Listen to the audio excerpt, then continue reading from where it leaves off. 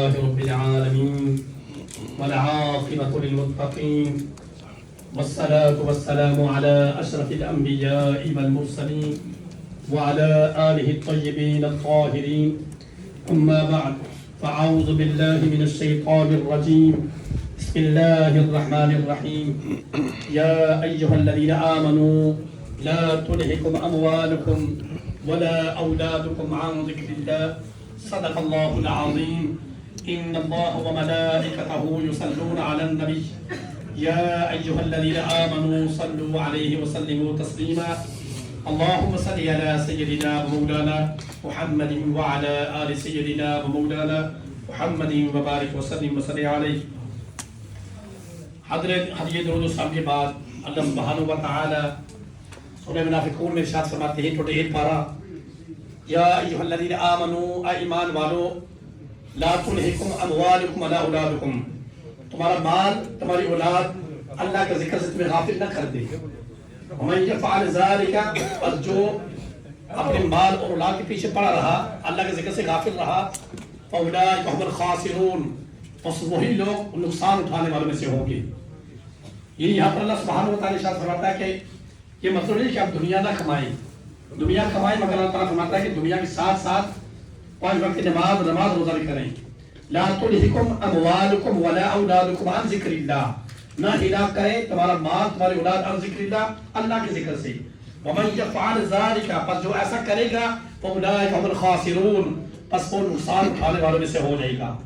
یعنی مراد کیا کہ جو بندہ صرف دنیا کمانے کے پیچھے پڑا رہا، اپنی اولاد کے لیے جائیداد بنانے کے لیے پیچھے پڑا رہا، نماز روزہ نہ کیا، ومن یفعل ذلک فاولئک هم الخاسرون میں سے ہو جائے گا وہ، یعنی جہنمیوں میں سے ہو جائے گا وہ. پھر اگلی آیت میں اللہ تعالیٰ فرماتے ہیں وَأَنفِقُوا مِمَّا رَزَقْنَاكُم مِّن قَبْلِ أَن يَأْتِيَ أَحَدَكُمُ الْمَوْتُ وَأَنفِقُوا مِمَّا رَزَقْنَاكُم، جو اے میرے بندے جو ہم نے تمہیں رزق عطا کیا، وَأَنفِقُوا جمع کا صیغہ جو ہم نے تمہیں رزق عطا کیا، من قبل اس سے پہلے اسے خرچ کر، أَن يَأْتِيَ أَحَدَكُمُ الْمَوْتُ کہ تمہارا موت کا وقت نہ آ جائے. یعنی جو اللہ تعالیٰ نے مال عطا کیا، اس میں سے اللہ تعالیٰ اپنے راستے میں خرچ کرنے کے لیے ہمیں تاکید فرماتا ہے من قبل ان یأتی احدکم الموت، اس سے پہلے کہ تمہارا موت کا وقت نہ آ جائے، تمہیں موت اگر پکڑ نہ لے، تمہارا ٹائم نہ ختم ہو جائے، تیری شام نہ پہ جائے. فیقول ربی لولا اخرتنی الی اجل قریب فاصدق واکن من الصالحین. جب کسی بندے کا ٹائم آ جاتا ہے اجل کا، تو وہ اللہ سبحانہ و تعالیٰ کی بارگاہ میں عرض کرتا، مولا کاش تو مجھے اور ایک لمحہ عطا فرما، اور مجھے دنیا میں ٹائم عطا فرما تاکہ میں نیکوکار ہو جاؤں، عبادت کروں، نیکوکار ہوں، فاصدق واکن من الصالحین، اور میں صالحین میں سے ہو جاؤں. Assalamu alaikum. There's a brother at the back. We can hear his voice. Can you be quiet, please?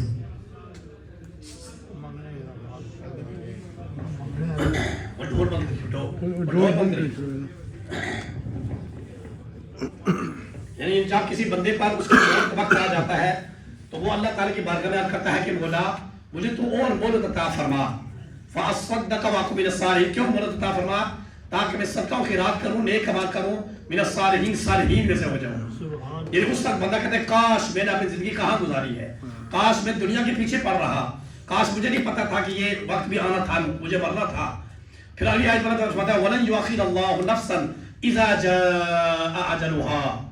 اللہ فرماتا ہے وَلَن يُؤَخِّرَ اللَّهُ، ہرگز میں نہیں مؤخر کرتا، نفساً کسی بندے کی، جب نفس کہتے بندے کی جان کو، اذا جاء اجلها، جب اس کے اجل کا وقت آتا ہے، وَلَن يُؤَخِّرَ اللَّهُ، ہرگز میں ایک سیکنڈ نہ آگے کرتا ہوں نہ پیچھے کرتا ہوں، اسی وقت اس بندے کے روح کو قبض کر لیتا ہوں.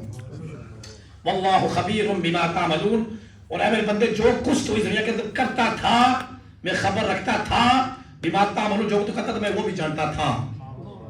اور یہاں پر دیکھیں کہ ہم کہتے ہیں کہ مثال کے طور پر کسی کے پیسے چوری کر لیں، کلب میں چلے جائیں، پب میں چلے جائیں، کوئی نہیں دیکھتا، پاکستانی بندہ کسی کی غیبت کرے، کسی کی گالی دے، کوئی نہیں دیکھتا.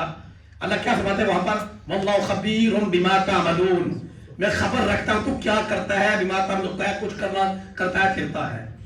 یعنی جو کچھ بھی ہم کرتے ہیں جن کے اندر سوچتے ہیں، پہلی بات یہ ہے کہ کرام الکاتبین لکھتے ہیں نا، کرام الکاتبین تو نماز سنا ہوا کہ فرشتے نیکی اور بدیاں لکھنے والے ہی. اس کے بعد اللہ تعالیٰ فرماتا ہے میں بھی خبر رکھتا ہوں، اللہ خبیر بما تعملون، میں خبر رکھتا ہوں تو کیا کرتا ہے اور میں جانتا ہوں تو کیا کچھ کرتا ہے. پھر فرمایا المال والبنون زینت الحیات الدنیا والباقیات الصالحات، اے میرے بندے المال والبنون، یہ تیری مال اور تیری اولاد، زینت الحیات الدنیا، یہ دنیا کی صرف زینت ہے، باقی رہنے میں کیا چیز ہے؟ والباقیات الصالحات، یہ تیرے ساتھ قبر میں کیا جائیں گے؟ تیرے نیک اور بد اعمال جائیں گے۔ یہ دنیا کا مال، یہ دنیا کی جو اولاد ہے نا، جس کے لیے ہم حلال حرام نہیں دیکھتے کہ اولاد کے لیے کچھ بن جائے کچھ بن جائے، اپنے قبر میں آپ کے بارے میں نہیں سوچتے کہ میں کس طرح کما رہا ہوں، یعنی ان کے بارے میں کہتے ہیں کہ کچھ بن جائے۔ اللہ فرماتا ہے یہی تیری اولاد، المال والبنون، یہ تیرا مال تیری اولاد، زینت الحیات الدنیا، یہ صرف دنیا کی زینت ہے جب تک تیری آنکھیں کھلی ہیں، والباقیات الصالحات، باقی رہنے والی جو تیری چیزیں جو تیرے ساتھ جائے گی وہ تیرے نیک اور بد اعمال ہیں۔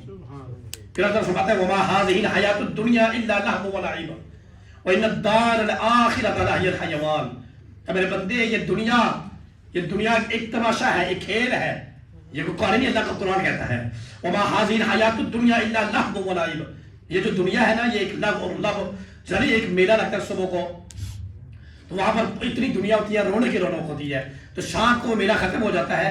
اسی طرح اللہ فرماتا ہے کہ ایک دن بندہ پیدا ہوتا ہے، ہم اس کی خوشیاں مناتے ہیں، اس کی کان میں اذان دیتے ہیں، پھر اس کے بعد جنازے کی اعلان ہو جاتا ہے۔ تو فرماتے ہیں وما هذه الحیات الدنیا الا لهو ولعب وما هذه الحیات الدنیا، حیات سمجھتے ہیں نا، اللہ فرماتے ہیں یہ جو تیری زندگی ہے حیات ہے نا، یہ دنیا کا کھیل تماشا ہے، آخر کیا ہے؟ اللہ تعالیٰ فرماتا ہے وَإِنَّ الدَّارَ الْآخِرَةَ، دار کہتے ہیں عربی کو گھر کو عربی میں بیت بھی کہتے ہیں دار بھی کہتے ہیں، دونوں کہتے ہیں۔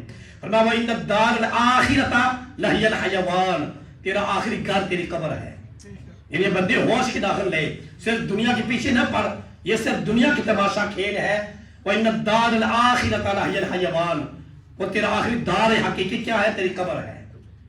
اور پھر فرمایا کہ انما القبر روضۃ من ریاض الجنہ او حفرۃ من حفرۃ النار، نبی پاک فرماتے ہیں کہ میرے پیارے صحابہ کرام، تمہاری قبر یا جنت کے باغوں میں سے ایک باغ ہوگا یا جہنم کے گڑھوں میں سے ایک گڑھا ہوگا۔ دیکھیں کہ نبی پاک نے فرمایا کہ یہ قبر تمہارے اوپر ہے، اگر تم اس کو جنت کے باغوں میں سے ایک باغ بنانا چاہتے ہو یا جہنم کے گڑھوں میں سے ایک گڑھا بنانا چاہتے ہو۔ انما القبر، بے شک تمہاری قبر، روضۃ من ریاض الجنہ، یا ریاض کے جنت میں سے، ریاض کہتے ہیں جنت کو، یا جنت کے باغوں میں سے ایک باغ ہوگا، او حفرۃ من حفرۃ النار، نار کہتے ہیں جہنم کو، یا تمہاری قبر جہنم کے گڑھوں میں سے ایک گڑھا ہوگا۔ اب یہ ہمارے اوپر ہے کہ ہم اپنے اوپر اس دنیا میں رہ کر اپنی زندگی کو اللہ کی مرضی کے ساتھ گزارتے ہیں یا شیطان کی مرضی کے ساتھ گزارتے ہیں۔ اگر ہم شیطان کی مرضی کے ساتھ گزاریں گے تو پھر ہماری قبر جنت کے باغوں میں سے نہیں بلکہ جہنم کے گڑھوں میں سے ایک گڑھا بن جائے گی۔ اگر اللہ کی رضا کے مطابق گزار کر جائیں گے تو پھر وہ قبر نہیں 5 فٹ کی، وہ ایک بہت بڑا وسیع جنت کا باغ بن جائے گا۔ فرماتے ہیں کہ جو نیک بندہ ہوتا ہے اس کو حد کشادہ اس کی قبر کو کھولا کر دیا جاتا ہے۔ حضرت عثمان غنی اس حدیث کے راوی فرماتے ہیں جب بندے کو قبر کے اندر اتار دیا جاتا ہے تو اس کی رائٹ اور لیفٹ والی جو دیواریں ہیں وہ 70 گز پیچھے چلی جاتی ہیں، اور جو بندہ اللہ کے نیک ہوتا ہے، جس طرح نمازی ہے، نیک یار اللہ کے راہ میں خرچ کرتے ہیں، قبر اس طرح ان کو دباتی ہے جس طرح ماں اپنے بچے کو پیار سے دباتی ہے اپنے سینے سے، یعنی ماں اپنے بچے کو دباتی ہے، زور نہیں لگاتی، صرف محبت کرتی ہے، پیار کرتی ہے۔ اس طرح قبر آپ لوگوں کو دبائے گی جو آپ اللہ کے نیک بندے ہیں، اور جو گنہگار بندے ہیں، بدکار ہیں، سیاکار ہیں، اس کو قبر کیا کرتی ہے؟ فرماتے ہیں 70 گز رائے کے پیچھے جاتی ہے دیوار اور 70 گز لیفٹ رائے پیچھے جاتی ہے، پھر آپس میں آ کر مل جاتی ہے۔ نبی پاک نے آپ لوگ پنجہ یہاں اس طرح کر کے مساعدہ فتح فرمائی، فرماتے ہیں جسے یہ انگلی کا پنجہ ہے نا، اس طرح لیفٹ والی رائٹ والی لیفٹ اور لیفٹ والی رائٹ کی طرف دیوار نکل جاتی ہے، بندے کی آڑیاں ادھر کی ادھر کی نکل جاتی ہے۔ یہ کس کی ہے؟ جو گنہگار بندے ہیں، جو اللہ والے بندے ہیں، ان کے لیے کیا ہے؟ نبی پاک فرماتے ہیں کہ معراج والی رات جو فرشتہ ملک الموت ہے روح نکالنے والا، اس کے ساتھ نبی پاک کی ملاقات ہوئی، تو نبی پاک نے پوچھا جبریل کون سا فرشتے کی ڈیوٹی کیا ہے؟ تو جبریل فرمایا کہ ملک الموت تھی۔ نبی پاک نے اس سے ملاقات کی، نبی پاک نے دیکھیں یہاں پر بھی ہمیں یاد رکھا، فرمایا کہ ملک الموت میں تمہیں سلام کہتا ہوں تو میری امت کے بارے میں آسانی کرنا، کہ میری امت کے جب تو روح نکالے گا نا تو اس کے لیے آسانی کرنا۔ دیکھیں نبی پاک میری امت کے لیے آسانی کرنا، تو فرمایا جو اللہ کے نیک بندے ہیں نا ان کی نبی پاک کے فرمان کے مطابق اللہ کا فرشتہ آتا ہے تو اتنا خوبصورت لباس پہن کر آتے ہیں، اتنا خوبصورت جنت کی تیریاں ان کے ہاتھ میں ہوتی ہیں، وہ بندہ ان کی خوبصورتی کو دیکھتا رہ جاتا ہے، اس کے روح کو قبض کر دیا جاتا ہے۔ یعنی اللہ کے نیک بندے جس طرح آپ یہ آپ کے روح میں آپ کا کیا ڈرانا بول رہی، لیکن جو سچی گلا بولیے گڑیاں جو نیک اللہ تعالیٰ بندے انہوں نے روح سختی نہ نہیں ہوگی، نہ کوئی عذاب ہوگا۔ اللہ کا فرماتا ہے الا ان اولیاء اللہ الا ان اولیاء اللہ لا خوف علیہم ولا هم یحزنون، جو اللہ کے دوست بندے ہیں نا، جو اللہ کے نیک بندے ہیں جس طرح آپ لوگ ہیں، اللہ فرماتے ہیں ان پر نہ کوئی خوف ہوگا، لا خوف علیہم ولا هم یحزنون، نہ ان پر کوئی غمگین ہوگی، وہ یعنی قیامت والے دن بھی اور قبر کے اندر بھی۔ تو فرماتے ہیں کہ جو نیک بندے کے روح بڑی پروقار طریقے سے نکالی جائے گی، جس طرح مکر سے بال کو نکالا جاتا ہے، تو جو گناہگار بندے ہیں ان کے روح بڑی سختی کے ساتھ نکالی جائے گی۔ حضرت کعب بن اخبار بھی اس حدیث کے راوی ہیں، حضرت سیدنا فاروق اعظم بھی اس حدیث کے راوی ہیں، حضرت امام حسن بھی اس حدیث کے راوی فرماتے ہیں کہ ہم نے نبی پاک سے پوچھا کہ آپ ارشاد فرمائے جو گناہگار شقار بدکار بندے کے روح قبض ہوتی ہے تو کس طرح ہوتی ہے؟ نبی پاک نے فرمایا کہ اے میرے پیارے صحابہ کرام ایک مثال لیجیے، جیسے ایک خاردار کانٹے دار جاڑی ہو، پھر اس کے اوپر ایک چادر کو ڈال دیا جائے، پھر اس کو کھینچ کر علیحدہ کیا جائے تو اس چادر کے ساتھ ان جاڑیوں کا ایک ایک ٹکڑا ایک ایک کانٹا نکل آئے گا اور وہ چادر بھی اس کے ساتھ رہ جائے گی۔ فرمایا اسی طرح بری طریقے سے اس بندے کے روح کو قبض کیا جاتا ہے جو گناہگار بندے ہوتے ہیں۔ تو ذات محترم زیادہ آپ کو ٹائم نہیں چاہتا، یہ آخری اشراح ہم سے جا رہا ہے، تو یہ غنیمت سمجھے کہ اگلے سال کون ہم سے ہوگا کون نہ ہوگا۔ تو آپ قبر کو یاد رکھیں، جو بندہ اپنی قبر کو یاد رکھنے والا ہے وہ دنیا میں کامیاب ہے اور آخرت میں کامیاب ہے۔ اللہ تعالیٰ فرماتے ہیں کہ اے میرے بندے اگر تو اس دنیا کے اندر عزت اور آبرو کی زندگی گزارنا چاہتا ہے یا قبر کے اندر عزت اور آبرو کی زندگی گزارنا چاہتا ہے تو اس عزت والے کے نام کا پکارا کر، یہ تو اگر دنیا میں بھی عزت اور باوقار رہنا چاہتا ہے تو قبر میں بھی عزت اور باوقار کے ساتھ رہنا چاہتا ہے تو اس عزت والا جو دینے والا ہے نا اس کا ورد ہر وقت کیا کر۔ اور جب تو نمازی بندے کے بارے میں جب وہ قبر کے اندر جائے گا نا تو قبر کے لیے اس کے اندر نور ہی نور ہوگا، اور جب وہ فرشتے آئیں گے حساب کتاب کے لیے تو ایک طرف نماز کھڑی ہو جائے گی، ایک طرف روزے کھڑے ہو جائیں گے، سامنے زکات آ جائے گی، پیچھے آ جائیں گے، چاروں طرف سے آپ کے جو صدقات خیرات کے نیک اعمال ہیں وہ فرشتے کو ڈانپ لیں گے اور فرشتے کہیں گے مولا یہ تو تیرا بڑا نیک بندہ ہے، اس کے جو اعمال ہیں وہ ہمیں حساب کتاب لینے ہی نہیں دیتے۔ اللہ فرماتا ہے پھر میرے طرف اس کو مبارکباد پیش کرو اور جو میں نے اس کے لیے گفٹ عطا کیے ہوئے ہیں وہ اس کو عطا کرو۔ گفٹ کیا ہے؟ پھر اس کی قبر کو کہیں میل کشادہ کر دیا جائے گا، وہ اب تک کے جنت کے باغوں میں سے ایک باغ بن جائے گا۔ ایک فرماتے ہیں کہ ایک جیسا یہ ونڈے ہوتے ہیں روشن دار، اس طرح سے جنت میں سے ایک دروازے کو کھول دیا جائے گا اور جنت میں سے ٹھنڈی ٹھنڈی ہوائیں اور جو اس کے لیے انعامات ہے وہ اس کو عطا کیے جائیں گے۔ اور فرماتے ہیں جو گناہگار بندہ ہے اس کے لیے آگ ہوگا، اس کے لیے سانپ ہوں گے، اس کے لیے بچھو ہوں گے، یعنی اس کے لیے دردناک عذاب، قبر کا عذاب ہی خود کہتے ہیں کہ قبر کا عذاب نہیں ہے جی صرف قیامت والے دنوں میں، کیا مطلب تو نبی پاک ہوں گے شفاعت ہو جائے گی، قبر کا عذاب ہوگا پہلے۔ مثال کے طور پر آج میری موت واقع ہو جاتی ہے تو قبر تو اس کا کئی ہزار سال بعد آئی، تو آج سے لے کر قیامت تک یہ میرے لیے عذاب ہے، قبر کا عذاب۔ اللہم ربنا انی اعوذ بک من عذاب القبر، نبی پاک خود یہ دعا فرمایا کرتے ہیں اللہ مجھے عذاب قبر سے محفوظ فرما۔ اور ایک حدیث پاک بتا کہ حضرت معاذ بن جبل ایک اور صحابی نے بتایا تھا، حضرت معاذ رضی اللہ تعالیٰ عنہ، ان کو جب دفنایا گیا تو ان کی قبر کی دیواریں آپس میں مل گئی، یہ نبی پاک فرماتے ہیں جب مل گئے نبی پاک نے اونچی آواز سے پڑھا اللہ اکبر اللہ اکبر، اونچی آواز سے تکبیرات پڑھی، جب تکبیرات دعا کی تکبیرات پڑھنے کے بعد صحابہ کرام مجھے ایسا آپ نے یہ بنا پڑے کیوں کیا؟ فرمایا کہ معاذ کی قبر تنگ ہونا شروع ہو گئی تھی، تو میں نے یہ جب پڑھا اللہ کی کلام پڑھی بادل پر فضل کیا اور پھر ان کی قبر یا کشادہ ہو گئی۔ بیان کر کے مقصد کیا کہ قبر کے اندر عذاب ہوتا ہے بندے کو، تو اس عذاب کو مد نظر رکھے پھر ہم کوئی بھی غلط کام دنیا پر نہیں کرتے ہیں۔ تو دعا کیجیے اللہ رب العزت ہمیں اس آخری عشرے میں بڑھ چڑھ کر اللہ کی ہمیں عبادت کرنے کی توفیق عطا فرمائے۔ وما علینا الا البلاغ المبین۔ اللهم صل على سيدنا ومولانا محمد وعلى آل سيدنا ومولانا محمد وبارك وسلم وصل عليه۔ یا اللہ پاک ہمارے نماز عشاء کو ہمارے نماز تراویح کو اپنے بارگاہ میں قبول منظور فرما۔